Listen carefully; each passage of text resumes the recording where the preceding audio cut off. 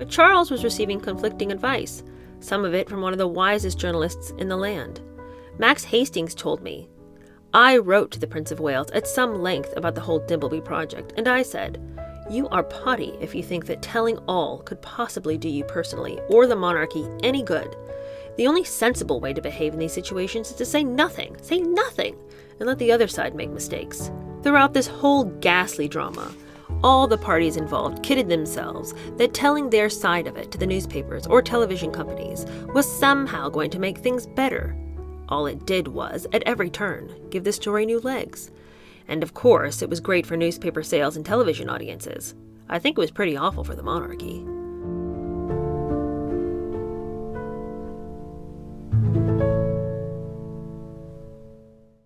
Hello, how are you? Welcome to my channel. My name is Cheer Denise. Today we're going to start on the meat of the book. Yesterday we were reading the prologue and the introduction that kind of lay the groundwork for what we can expect from this book and what this author intends to deliver in this very detailed description of how Diana was deceived and then the cover-up about that deception. Now today we're going to start on part 1 of the book, and part 1 is entitled Mindset. What was the mindset of the main characters? Where was the then Prince Charles emotionally and mentally, and where was Diana? Where was her vulnerable mental state when Martin Bashir decided to encroach upon her and manipulate and use her fears for his advantage and for his publicity? Part 1 begins with a quote from Diana from the interview with Martin Bashir. And the quote says, "I was so fed up with being seen as someone who was a basket case because I'm a very strong person, and I know that causes complications in the system that I live in." All right, so chapter 1, take 2. My court case was a question of peeling back 3 layers of history. Could we, in June 2024, discover something that a particular set of BBC bosses had done in the autumn of 2020 to hide what another set of bosses had done way back in 1995? Had the first cover-up, 30 years ago, perhaps inspired a second one? Complicated, yes. But I knew that somewhere underneath these layers, the truth must lie. As a journalist, it is that feeling that the answer has to be right there, maybe in the very next document you flip open, that is thrilling. Friends often ask me, considering the years of work involved in the court case, why do you care so much? But the answer always seemed to me perfectly obvious. Here was a story with real historical resonance. Something which will be debated when juicy scandals about newsreaders, handsy ministers, and disgraced DJs, the things which reporters so often become obsessed with, are long forgotten. Indeed, when I'm long forgotten. The BBC would like all of us to believe that this is old news, done and dusted. I suspect, if it were, the people running the BBC today would not have scrambled quite so quickly to throw those lawyers £1 million, your money and mine. But there's also a personal factor.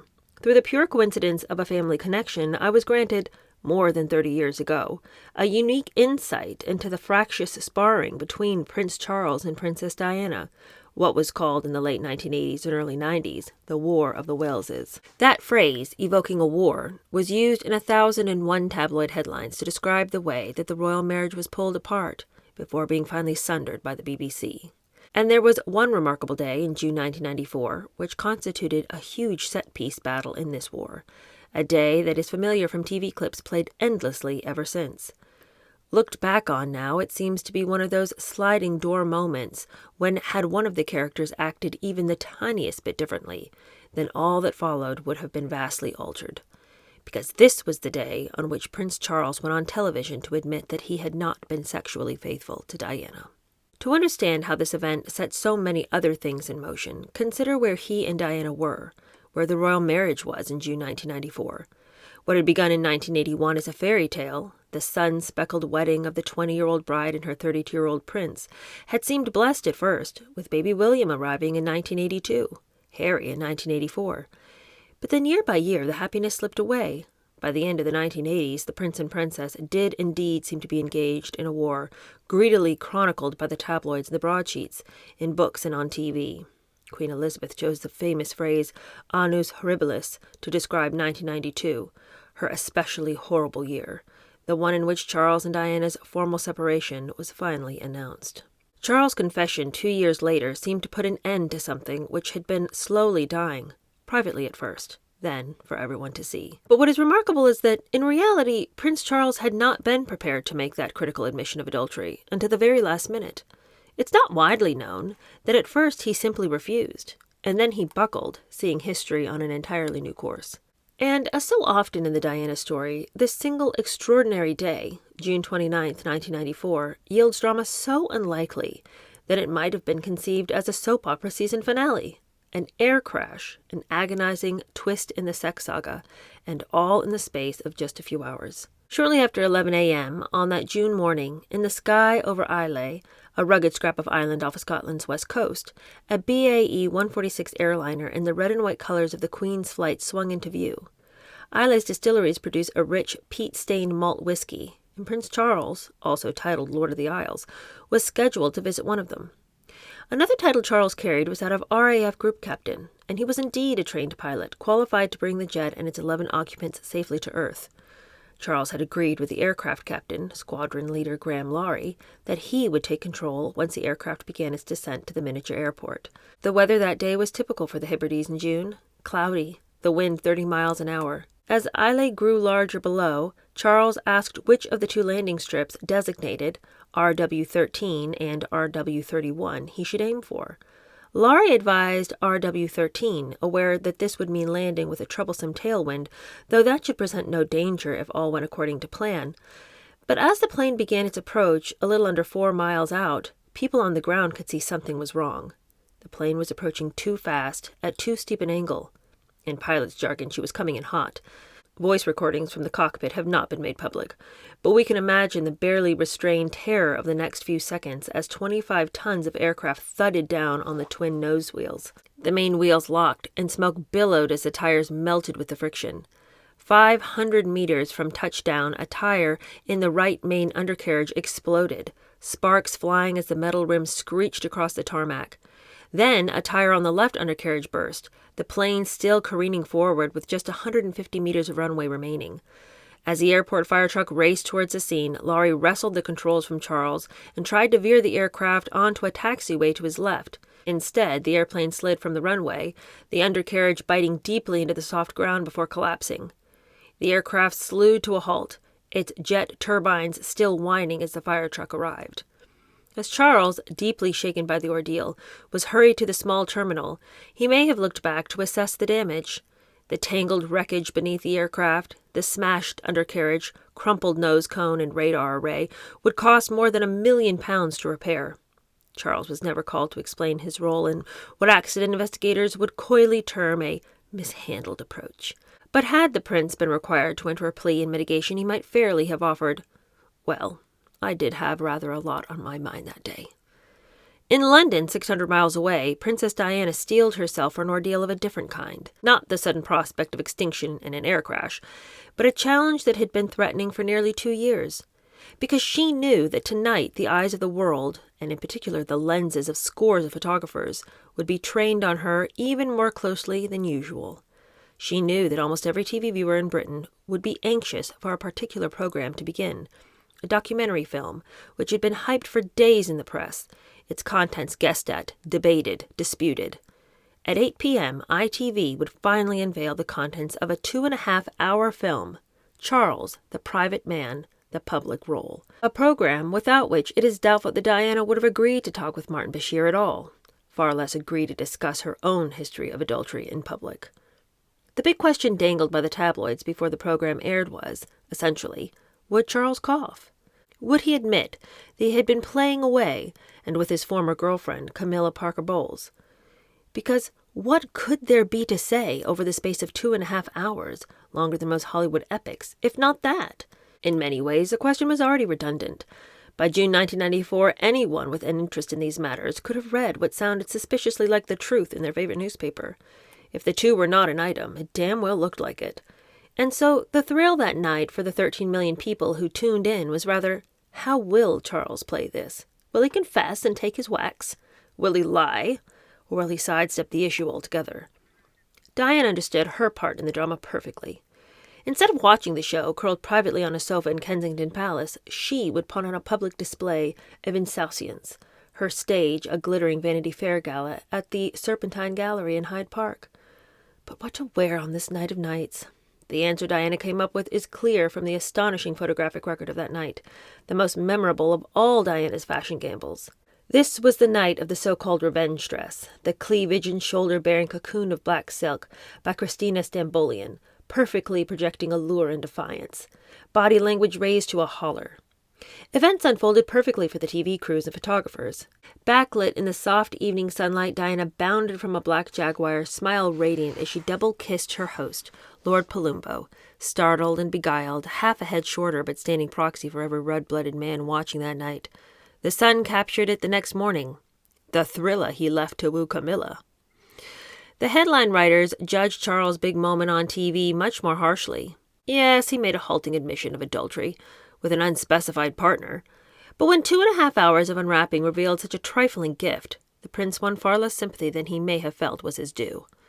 What emerged was less mea culpa than woe is me, bemoaning the utter beastliness of a foundering marriage, leaving one forced, obliged almost, to take up with an old flame.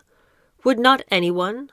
Charles had squirmed and contorted, straining for the mot just, in a way which seemed intended to make what he said appear especially profound. That extraordinarily he had been singled out to face an ordeal which few had experienced and few could possibly comprehend. I talked about this with Sir Max Hastings, the distinguished writer, former newspaper editor, and an acquaintance of Prince Charles at the time. He said, "With the Prince of Wales, you can always see this poor man asking himself, how do I feel about this? How do I see this?" He spent maybe an hour and a half at the dinner table with just me and Nicholas Soames, banging on and on quite soon after the separation from Diana, about how ghastly everything was, how nobody understood it. After literally an hour and a half of uninterrupted monologue, I said, "Look, sir, all three of us around this table have broken marriages. But there comes a moment when we have to recognize that we're all, even you, sir, deeply privileged people, and we've just got to shut up and get on with it." He didn't like this at all, banged his fist on the table so that all the china rattled.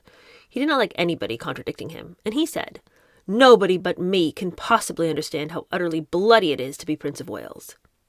Nicholas Soames behaved wonderfully on that occasion. Nicholas was always accused of being a courtier who sucked up to him, but on that occasion Nicholas said, no, sir.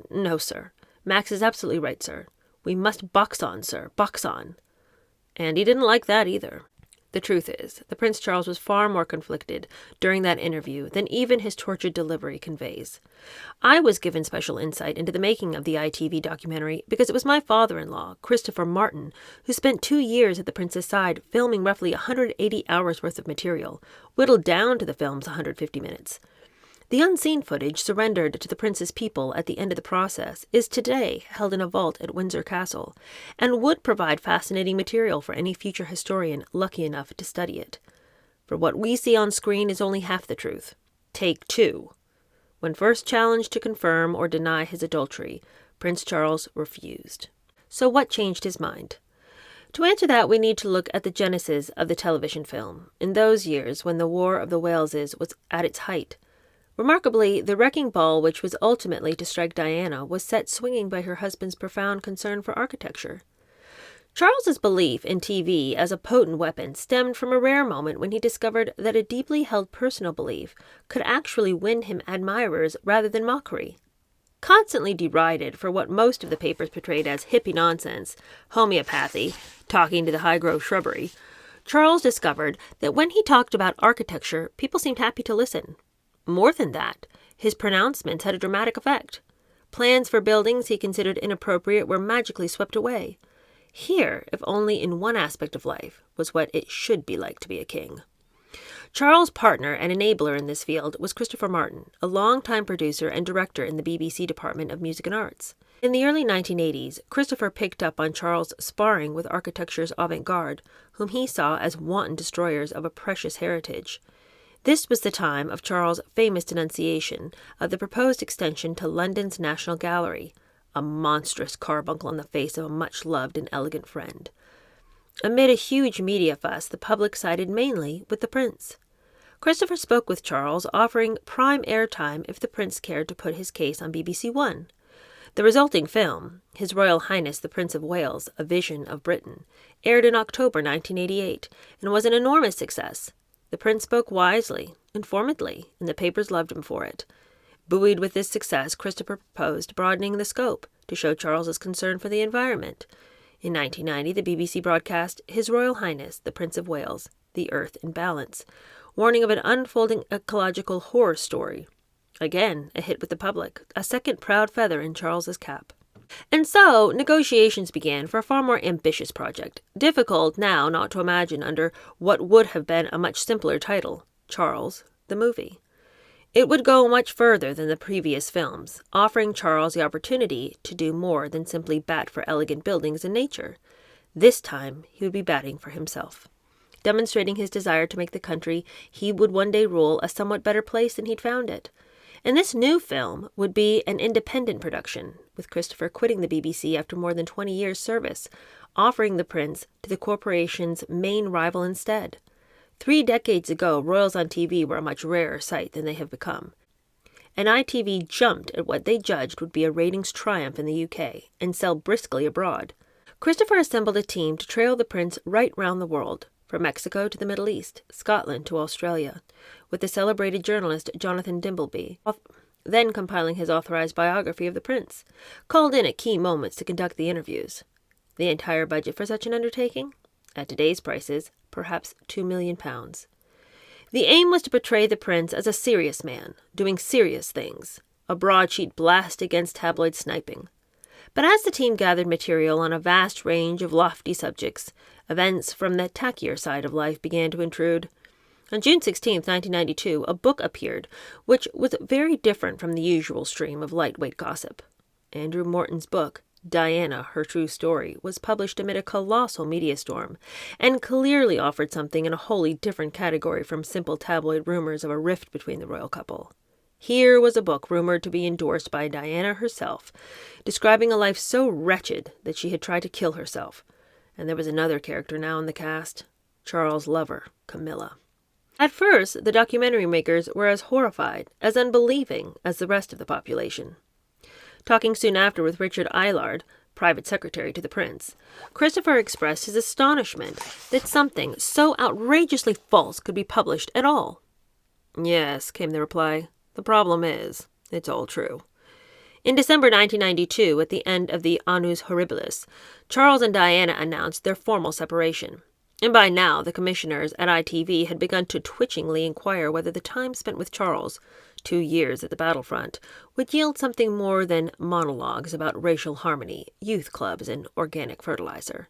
What about the shagging? It was these hard-faced commissioners, £2 million in the hole, who ultimately tipped the balance and brought about the public confession which, certainly in its secondary effect, changed history. In late 1993, Jonathan Dimbleby had been called to conduct a major set-piece interview with Prince Charles in St. George's Chapel, close to Windsor Castle. Here is where Charles revealed his view that the historic title of the British monarch as Defender of the Faith, currently since the days of Henry VIII, was outdated.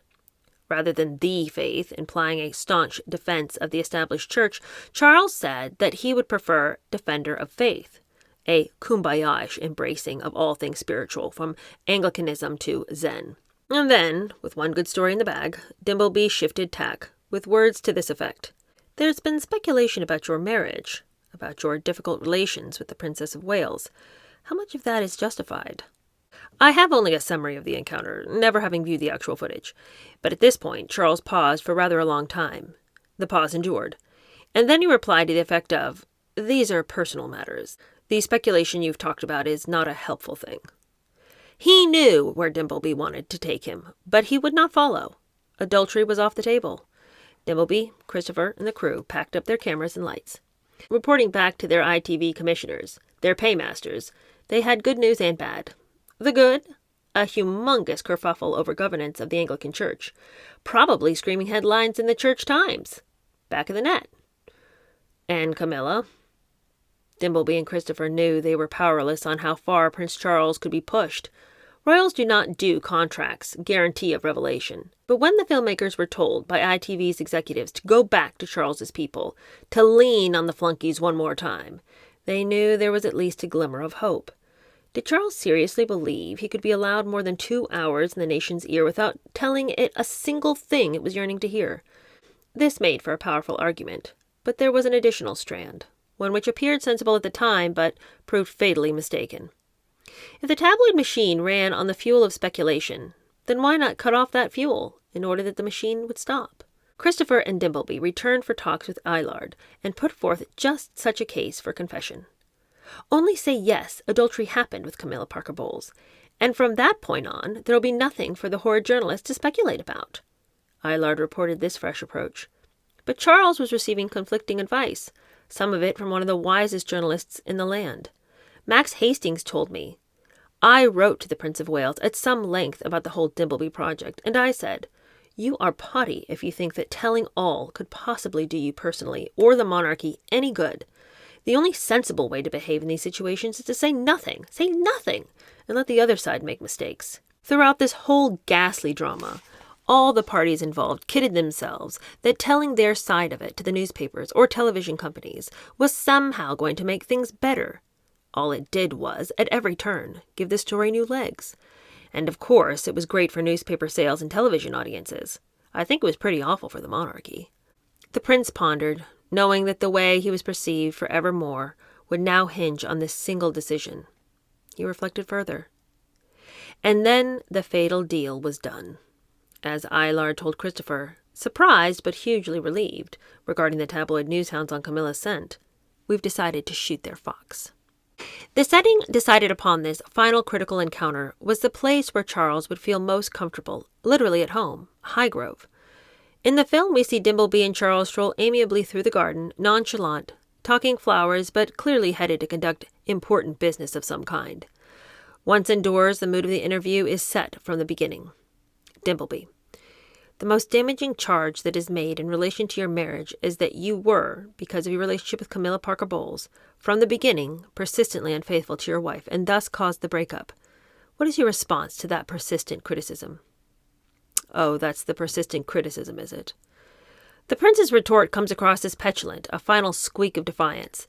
It establishes the tone which runs through the interview, building to its unnecessary climax, the clip which fueled headlines then and has been replayed countlessly over 30 years. "Did you try to be faithful and honourable to your wife when you took on the vow of marriage?" Yes, absolutely. "And you were?" Yes. Until it became irretrievably broken down. Us both having tried. Dimbleby adopts the tone of legal inquisitor, his questions precise and unrelenting. But this is the gentle probing of the defending Silk, the friend who has got your back, not the prosecutor drawing the net slowly tighter around his prey. Patrick Jeffson, Diana's private secretary at the time, told me, "What is significant is the prince using the term irrevocably broken down. That's a piece of legalese. It's not a natural thing to say. What was glossed over was the question of whether the marriage was broken by the adultery, or did the adultery happen because of the breakage.